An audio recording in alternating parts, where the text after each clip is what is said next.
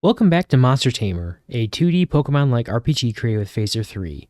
The next thing we need to do is start loading in our game assets and then using those in our game. If you missed the previous videos, there will be links in the description of this video that contain the source code up to this point, as well as the completed source code. And there will also be links on your screen now to view those videos if you need to catch up. So let's get started.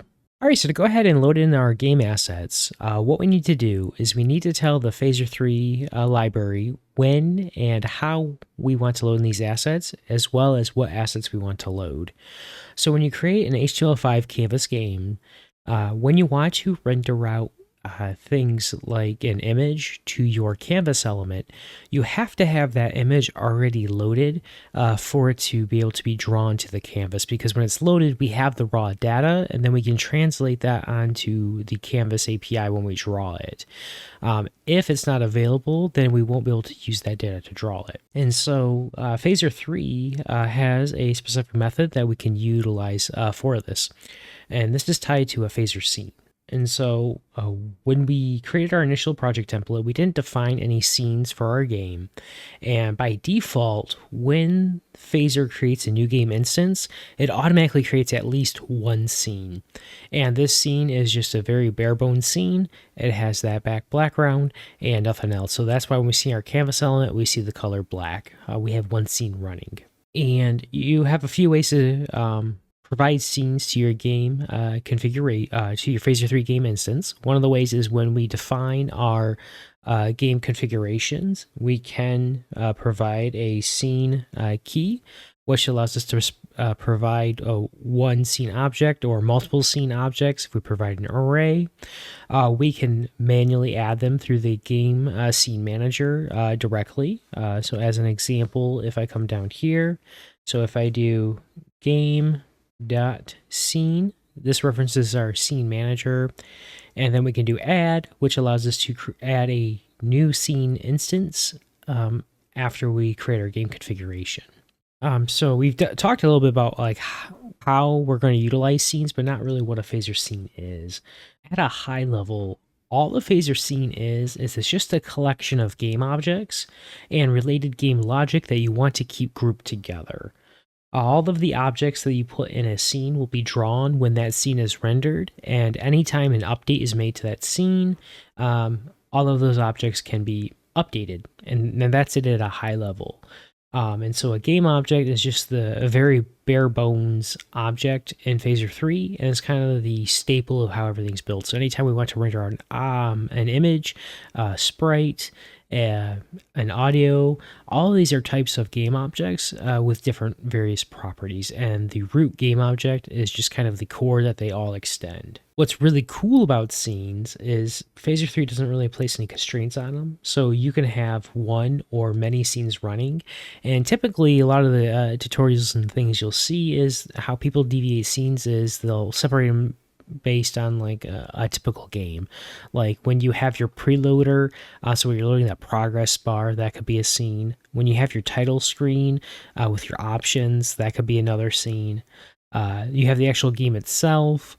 Sometimes there'll be a UI screen. So this would be where we display things like your HUD, so like your health, your ammo, your money, things of that nature. And that could be a scene running at the same time as your main game scene. So we won't dive any more into scenes right now, but at a high level, that's kind of where we need to load in our assets. And so on the scene, they have a preload method, and this allows us to load in any data we need before our scene actually starts. And so this will be our mechanism for loading in our game assets, and then we'll be able to utilize them later. So the first thing we need to do is we need to create a Phaser scene, and we're going to go ahead and create a preloader scene, and its only responsibility will be loading in assets. So to do that, what we'll do is under our source folder, we're going to go ahead and make a new folder. We're going to call this scenes. And inside here, we're going to create a new scene. We're going to call this preload scene. And then so the first thing we're going to want to do is we want to import in our Phaser library. So we're going to import Phaser from our // our lib, and then our phaser.js file. After we have a reference to Phaser, we're going to go ahead and create our class. So we're going to do export class. We're going to do preload scene, and we're going to have this extend the the phaser.scene class. Since we're extending a class, we need to go ahead and call the super method.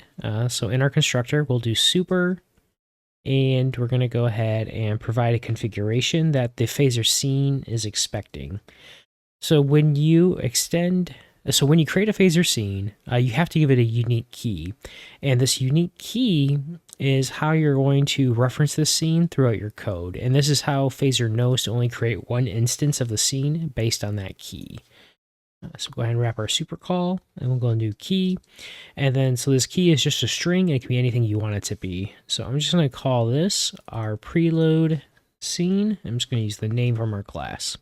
All right, so now we've created our basic scene here. And so what I'm going to do is inside the constructor, I'm just do a console log real quick, and I'm going to console log our scene name. So now we have our scene. Now we need to tell phaser to actually use our scene. So to do that, I'm going to come down and reference our phaser game. I'm going to reference our scene manager, and I'm going to do add. And so now we need to specify the key. So this is the key of our scene that we used here. So I'm just going to reference our new scene class, and we'll do .name. And then what we need to do is we actually need to import that. So now we have our class. And then we need to provide the configuration. So our scene config, all we have to do is specify the class that we want to use. Then under the hood, when phaser, the scene manager, goes to create an instance of our scene, it's going to use this class, and it's going to create an instance of it and pass all the data to the constructor based on our scene here.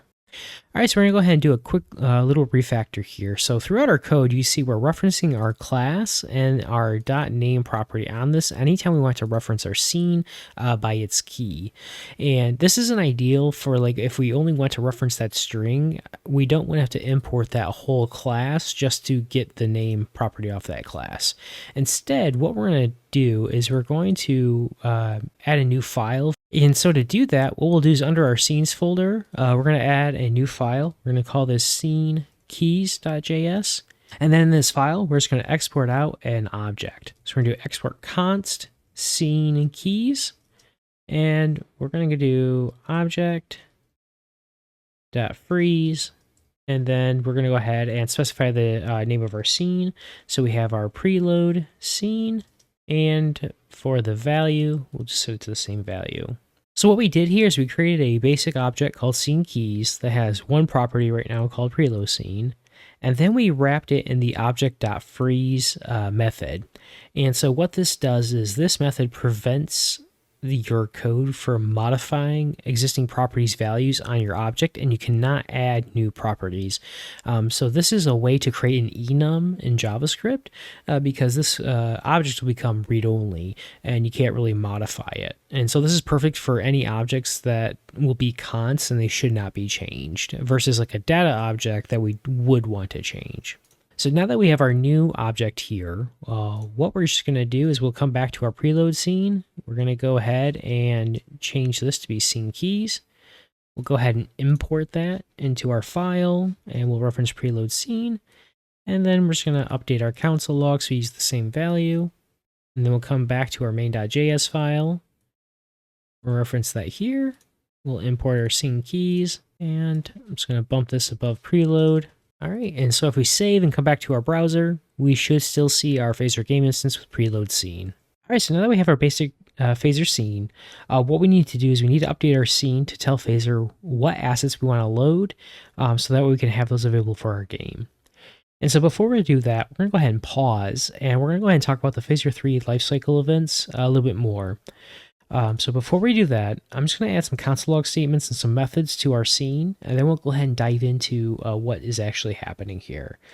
So the first one we'll go ahead and add is init, and what I'm going to do is do console.log, and I'm just going to call our method name, so we'll just say init. Then I'm going to go ahead and copy this block and make a few more. So we're going to do preload, we'll do create, and then I'm going to go ahead and do update. And then we'll go ahead and update our console logs. And we'll go ahead and save. And so what I did here is basically a phaser 3 scene is a class that extends your phaser scene, and you can implement one or more of your lifecycle methods. And so under the hood, when the Phaser 3 engine runs, there are a number of lifecycle events that will be fired. And when the scene manager gets these events, it's going to call specific methods on your class. And so these events will correspond to these methods. And these are the init, preload, create, and update ones that I've called here. There are a few others, but these will be the main ones that we'll use for our game. And so what we would expect is when our scene is running, we would expect these console log statements to be firing, but nothing's happening. And so the reason for that is because we have not told our phaser scene manager to actually go ahead and start our scene. And so start those lifecycle events. All we've done so far is we've just added it to our scene manager. So what phaser does is it creates an instance of it, but then it doesn't actually start it. So that's why in our console log, we can see just the name of our scene. To actually go ahead and start our scene, there are a few ways we can do this. One of these is we can tell our scene manager to start our class. So we use scene.start. We specify our key. So this is going to be our scene keys and then our preload scene. And then what this will do is the scene manager, it'll create an instance of our scene, and then it starts running it right away. And so now we do see a difference in our console log. We do see the console log statements that we added. And so another way to tell the scene manager to go ahead and start our class is when we create our scene instance in our constructor. So when we call that super method, one of the things we can specify is the active field, and we can set true. And what this will do is when the scene manager creates an instance of our class, it's going to look for this property. And if it's set and set to true, then it's going to go ahead and start that scene automatically without a need for us to manually tell the scene manager to start it. Another way to start your scene is you can also do this in your game configuration. So as we mentioned before, when we provide our scene, our game configuration, we can specify an array of scenes or the scene that we want to use. And when we do this, what Phaser will do under the hood is, can't have a duplicate, so let me remove that, is by default, Phaser will use those scenes. And if they're provided as part of the game configuration here, it will automatically start that first scene that's provided. So if you provide two scenes, that first one will always get started. If you don't want that to happen, you need to either specify false in your constructor here for your active property, or manually add your scene this way, and then that way the scene manager will not start your scene. All right, so now that we know how scenes start, we're going to go ahead and talk about those methods and the console log statements that we have here. So when Phaser goes and starts your scene, there are a number of states tied to that scene. The first one is the initialization state, and so this state here is where Phaser will initialize your scene. So this is where you want to place code that you want to run anytime that your scene is started. So it'll be first initialized. A good example is, let's say if we have a score mechanic, we might want to reset our score to 0 every time the scene starts. The next method will be your preload method. So after the game initializes your scene, it will then fire off the lifecycle event for the preload. And so the preload method, this is used for when you want to go ahead and load in assets to your game, and it'll add them to the queue of where Phaser is going to go ahead and load in those assets. And Phaser will stay in this preload state until all of those assets are loaded. Once that's finished, it will fire off the next event to go ahead and go into our create method for the create lifecycle event. So right now, because we're not loading anything, we immediately jump right to the create method. But if you can imagine we're loading hundreds of files, it could take longer. And so then we'd stay in that state for a longer period of time. Your create method, now this is where you'll actually can start creating objects and place them in your scene. So this is where we could create like our background image, and it would be rendered out to our canvas. And then finally, your update lifecycle event. This will be emitted every time there is a tick or a frame update inside the internal engine. It'll call the update method on your scene. And so this is where you can do things for like listen for player input, If you had physics, you could you could update your game objects based on that data. All right, so now that we have a high level understanding of what the phaser scenes are and their lifecycle events, we're going to go ahead and load in our assets. So what we're going to do is in our preload method, this is where we want to load in our assets. So we're going to do this. So we're going to reference the phaser scene itself. We're then going to call .load, and so this is going to reference the loader plugin, and so this is where we can specify our files or assets that we want to load for our game. So we're going to go ahead and load in an image. So when we load in an image, the first thing we need to specify is a key. So this is the unique identifier of that asset, and we need to use that key throughout our code to reference this asset. This will also be the key that'll be used in the phaser cache that'll make this data available to our various scenes. And so for our key, I'm just going to do background. And then next we need to specify in our URL to where this asset is located. So right now in our project, this is going to be under the assets folder, and we'll have images. And then, so if we just open this up real quick, we'll have images, then we'll have monster Tamer, and then we should have battle backgrounds. And then we'll have our forest background PNG. All right, and if we switch back over to our browser, we should still see nothing is happening. And so because all that's happened right now is we've now loaded in our asset, and so Phaser is now loading in this asset during the preload lifecycle, and then it'll make it available inside our cache. All right, so to go ahead and just to make sure it's working correctly, what we're going to do is let's get rid of our update method here. We don't need it right now. We'll get rid of our init, and then what we'll do is in our create here, we're going to go ahead and find our image that's in our cache. So to do that, we'll do this.textures. So this is going to reference the texture plugin in Phaser 3, and anytime you load in an asset or an image, it'll be placed inside, it'll have a reference to it in the texture plugin. So if we do this.textures.get, we can specify the key of the texture that we want to get from our cache. And so this is going to be the same key that we used when we preloaded our asset. So if we do preload, and actually let me just do console.log, and we can log out this information. So now if we come back to our browser, so we will see that there is an object, and it should have the key we provided. Oh, missing. Okay, so one thing to note about the texture plugin is if you provide a key that does not exist, if that asset does not exist, it'll come back with missing. So that means there's no data here. And what happened is we specified preload, but we actually want to specify background because this needs to reference the key we provided here. So now if we come back, we should see our key as background. And then so under source, we should see the data tied to our image. And so you'll see here we have our height and our width of our image. So this is the actual data after that was loaded in our preload method. All right, so now that we see that our images are loading properly, what we're going to do is we're going to specify the rest of our assets. Before we do that, what we're going to do is we're going to make an object for our asset keys. It's going to be similar to what we did for our scene keys. So this was a good example of why I like to specify these strings on an object, so then that way when we reference them, we'll have our IDE autocomplete to the possible values. Because as you saw here, if there was a misspelling or we referenced the wrong key, our code wouldn't work properly. So to do that, all we're going to do is we'll come in our source folder, we'll add in a new folder called assets, and we're going to add in a new file called asset keys.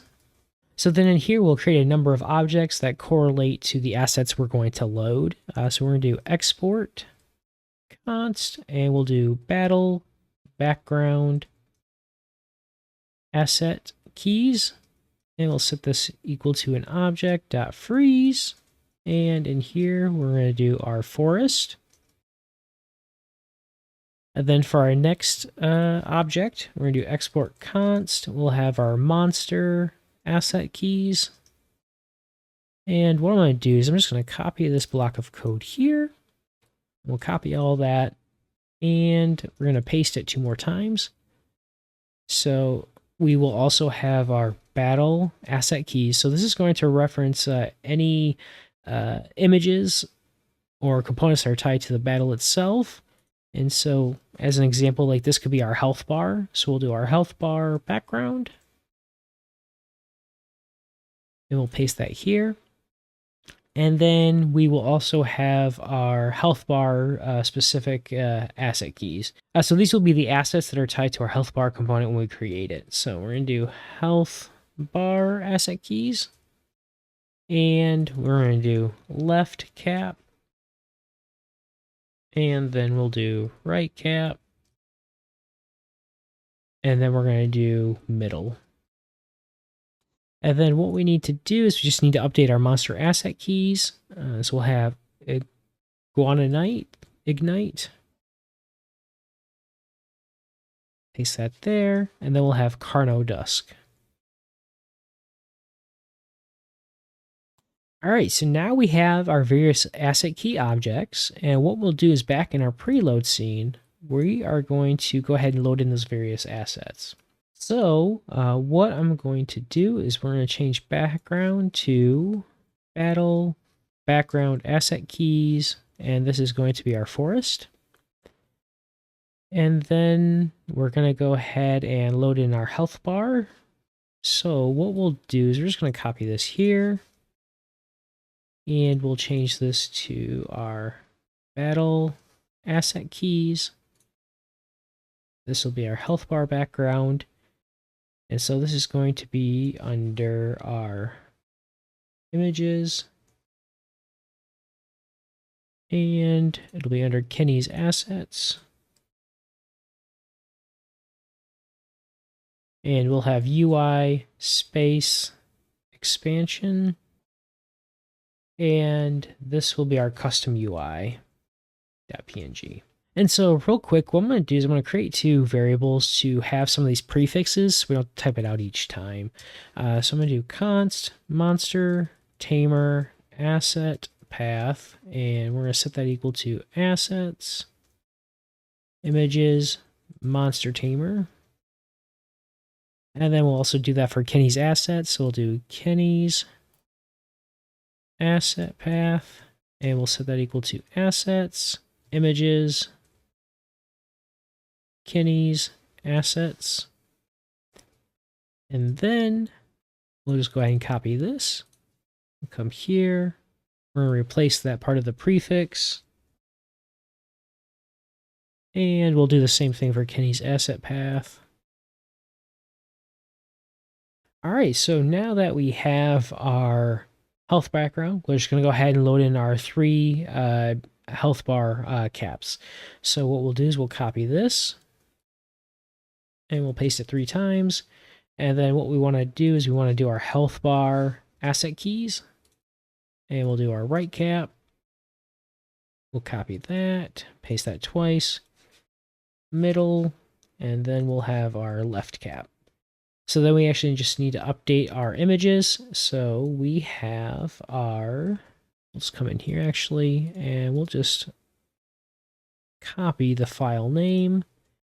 So we have left, we have our bar horizontal green left, we'll copy right, and we'll paste what right here, and then we'll just rename that to middle and double check. Dot mid, okay. All right, so now that we have our health bar, so what I'm gonna do, I'm just gonna throw in some comments. So we're gonna have our backgrounds. Actually, we'll do battle backgrounds. We'll have battle assets, and then we will have our health bar assets, and then we'll have our monsters. So then we'll have our monster assets.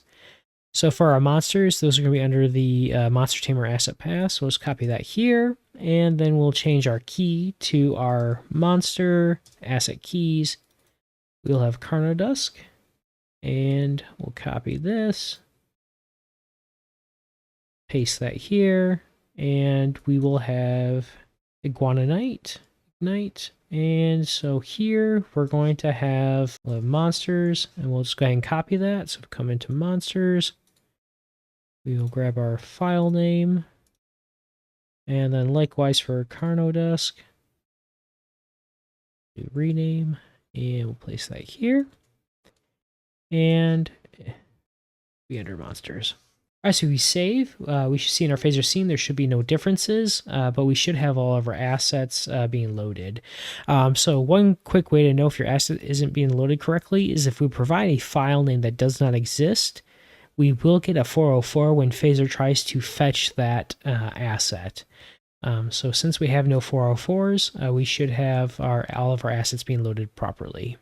All right, so since we've loaded in all our assets, just to show something in our game that everything is working properly, we're going to go ahead and render out our background.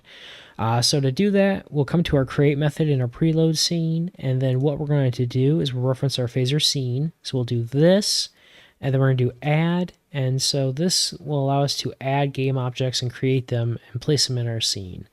So we're just going to reference a image game object. And in here, we can specify our X and Y values, and then the texture that we want to use. So for the time being, let's do 0, 0, and then we need to reference our texture. So this is going to be our key that we provided when we loaded in our assets here. So I'm just going to do our battle background asset keys and our forest. Great, and so real quick, all we're going to do is we're just going to call one more property on this. We're going to do set origin, and we're going to set this to 0. So now if we save and our scene refreshes, we should see our forest background be appearing in our phaser scene. So for the time being, we won't dive deeper into what we did here. We just wanted to validate that our images are loading, and we do have them available in our game now. And we'll cover more on that in our next video. So with that brings this video to an end. As a reminder, there will be a link to the completed source code in the description of the video. As always, thank you so much for watching. I hope you enjoyed the content. If you did, please consider liking the video and leaving a comment. To be notified of when the next video is released, please make sure you click on the bell icon. For more great Phaser 3 content, please check out some of the links on your screen now.